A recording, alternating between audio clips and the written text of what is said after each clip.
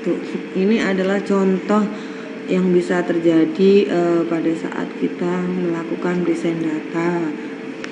Jadi salah kita pada saat menggambarkan chartnya. Jadi sebelah kiri misalkan kita menampilkannya dalam bentuk menjadi seperti ini. Nah, ini grafik apa ini? Kita tidak tahu juga, maka akan lebih informatif kalau misalkan kita buat menjadi grafik yang sebelah kanan. Jadi di sini ada 0 dan seterusnya seperti ini. Nanti ada keterangannya sumbu X-nya apa, sumbu Y-nya apa.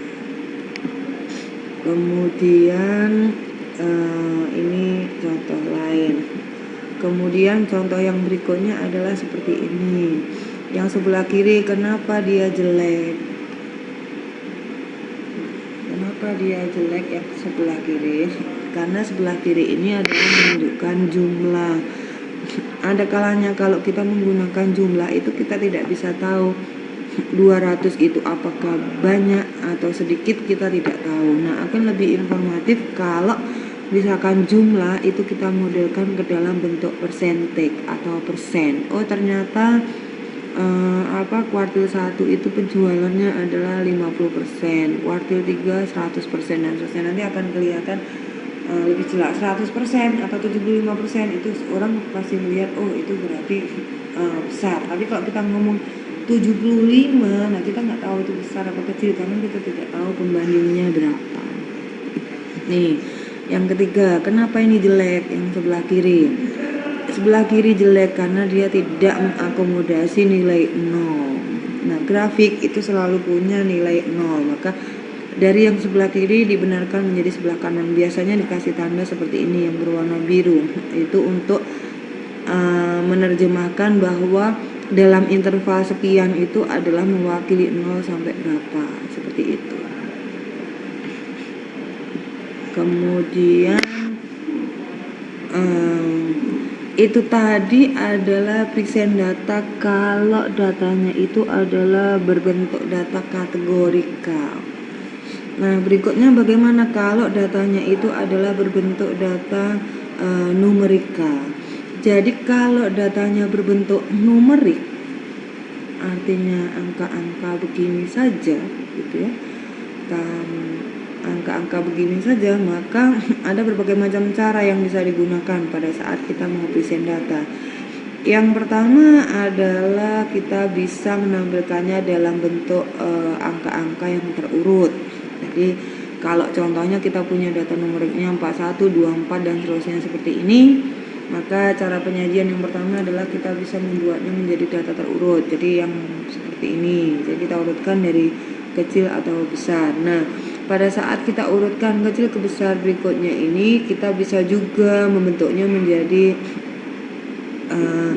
stem and leaf display. Jadi kita menampilkannya seperti berbentuk batang dan daun pada pohon gitu ya. Contohnya ini. Jadi 21. Jadi kita kelompokkan pada saat kita mau menggambar stem and leaf-nya ini, kita kelompokkan. Jadi yang puluhan kita kelompokkan, ratusan, satuan dan seterusnya kita kelompokkan semua. Kalau kebetulan datanya ini adalah puluhan semua seperti ini, maka kita kelompokkan 20-an, 30-an, 40-an. Tinggal tulis nanti angka belakangnya berapa. 21, maka kita punya 21, 24, 24, 26 dan seterusnya. Kalau 3, 30, 32 dan seterusnya, jadilah nanti seperti semacam pohon seperti ini. Nah, cara lain untuk present datanya adalah menggunakan distribusi frekuensi. Jadi distribusi frekuensi itu nanti bisa dibentuk menjadi tabel, kemudian dari tabel bisa dibentuk histogramnya seperti apa, ogive-nya seperti apa, dan poligonnya seperti apa. Lebih jelas lihat penjelasan berikut. Nah, ini adalah contoh data yang sudah dibentuk menjadi data yang berurutan, mulai dari yang paling kecil ke paling besar. Biasanya kalau suatu saat kita punya data yang banyak ini sebenarnya relatif gitu ya, tapi biasanya kalau di dalam statistik kalau kita sudah punya data itu 20 ke atas, itu akan lebih mudah dilihat, lebih mudah diterjemahkan maknanya seperti apa itu kalau kita bentuk menjadi data berkelompok. Contoh data berkelompok adalah seperti ini. Jadi data berkelompok itu salah satu cirinya adalah dia dalam bentuk interval seperti ini. Jadi data-data yang kita punya itu kita ubah menjadi data dalam bentuk interval seperti ini. Lalu setelah ketemu interval, berikutnya kita cari frekuensinya berapa. Lalu kita cari frekuensi relatif. Frekuensi relatif itu adalah didapatkan dari membagi frekuensi ini 3 dibagi dengan totalnya adalah 20. Jadi ketemu 0,15. Jadi frekuensi relatif adalah hasil bagi dari frekuensi masing-masing kelas dibagi dengan total semua frekuensi.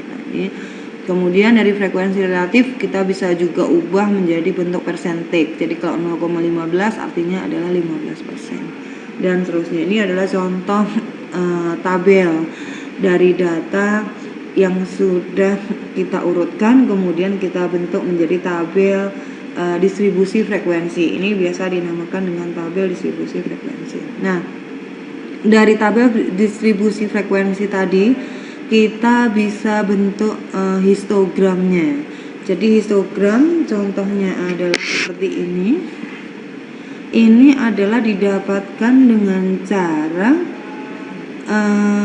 melihat dari grafik melihat dari tabel yang sebelumnya tadi yang ini.